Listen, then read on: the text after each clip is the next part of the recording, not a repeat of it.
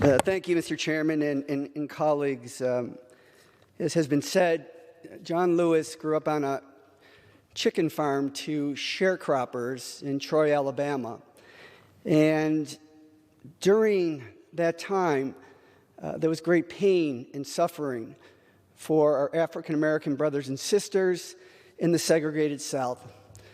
So John Lewis's mother, in the summer of 1951, when John was 11, wanted to get him out of the heat of the segregated South, and she sent him to a place called Buffalo, New York, my hometown. And Mrs. Lewis had baked for 3 days because stopping in a diner along the way was not an option for the Lewis family. John Lewis, when he got to Buffalo, he saw young kids, black and white, playing together in an Olmsted Park, now appropriately called Martin Luther King Park. He saw white women and black women drinking from the same water fountain.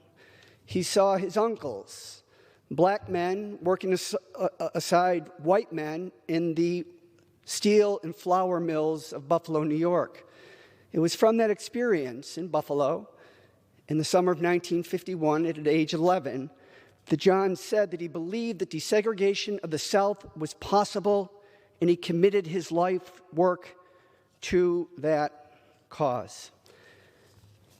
On March 7, 1965, as we know, John led a peaceful civil rights march over the Edmund Pettus Bridge. And the idea was to march from Selma to Montgomery, the state's capital, a distance of about 55 miles. There were 148 state troopers waiting at the foot of the bridge for John and the peaceful demonstrators. And state troopers said, "Ceased and disperse." John led his fellow marchers, and they kneeled and prayed. And then they were attacked. They broke John's skull. But before John went to the hospital to be administered to, he insisted on waiting till the news media got there.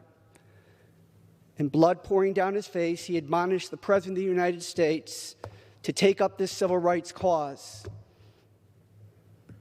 On August 6 that year, the Civil Rights Act was signed into law by President Johnson. John said that,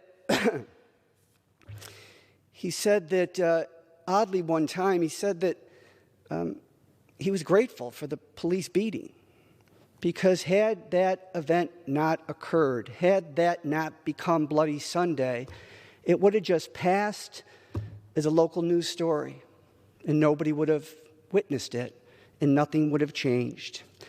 And John always said, you sometimes have to give a little blood to redeem the soul of a nation.